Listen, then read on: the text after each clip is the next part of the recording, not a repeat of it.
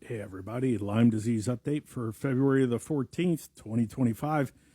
I am Mr. Donkey, super handsome firefighter who contracted Lyme disease during the hurricane relief efforts in North Carolina in November of 2024. So let's go ahead and jump into it.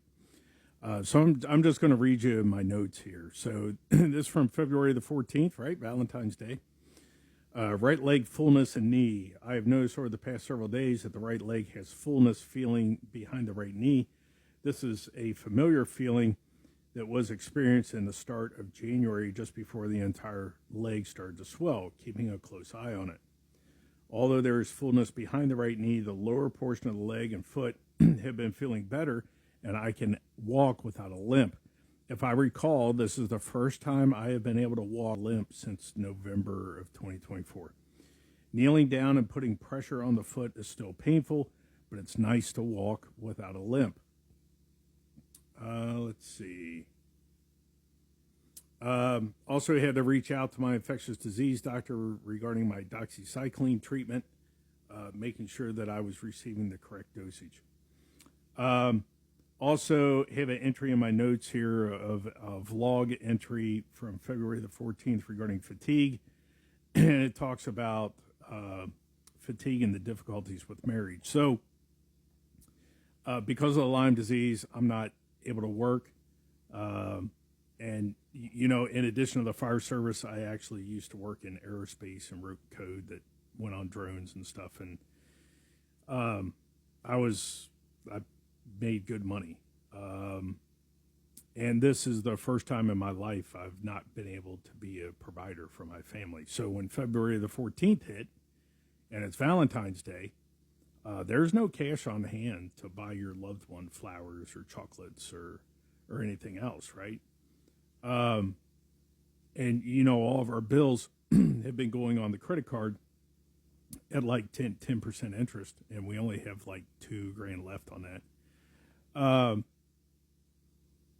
it's just very sobering to be stuck in that position as a husband and as a father, sitting there thinking, okay, well, I'm not a provider anymore.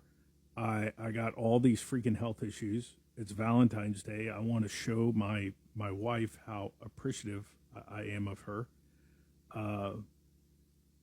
And it's very difficult for me as a husband to justify that purchase of flowers and chocolates when we're going to be paying 10% interest on it. That's not a responsible adult thing to do. So obviously the Lyme disease is resulting in a lot of stress.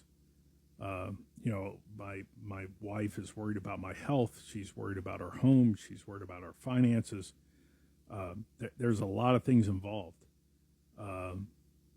And even when we got married, I served my community either through the church or through nonprofits or both at the same time.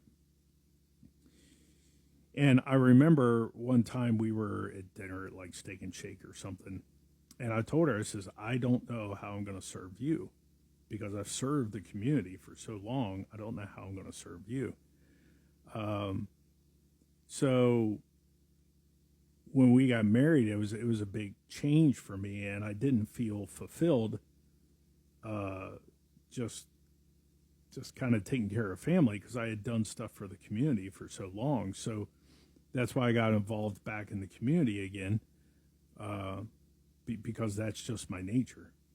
And you know, stupid me, I always thought, hey, with all these things I've done for nonprofits and all these things I've done in public safety and all my other roles in the community, I thought for sure, man, if anything ever happens, right, to say I get injured on the job, the community's got my back. Nah, it's bullshit. I remember, I think it was last year. It was before the Lyme disease.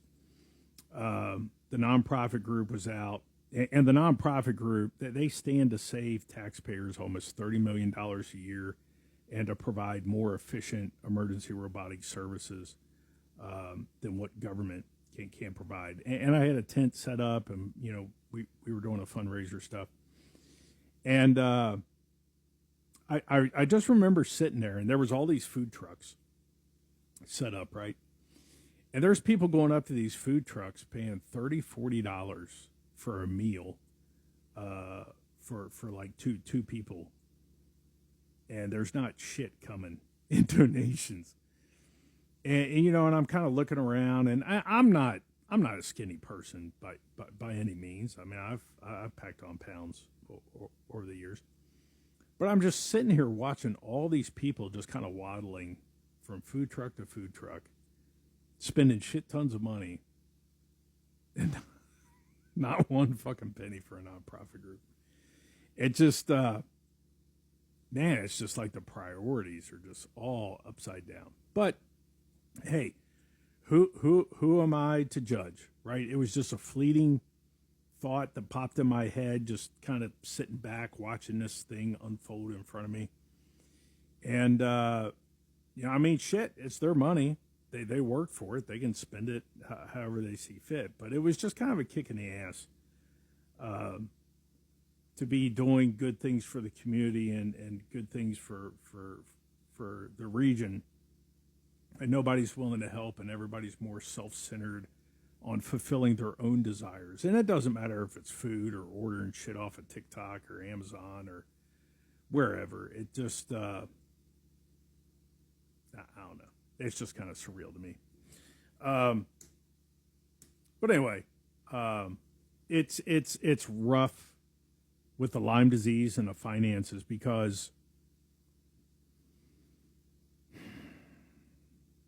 when you can't work, it's amazing how fast you just watch your whole world crumble around you. Everything. Your home, your car, utilities. Just, you never realized how vulnerable you were, how much of a slave you were to money, until there isn't any.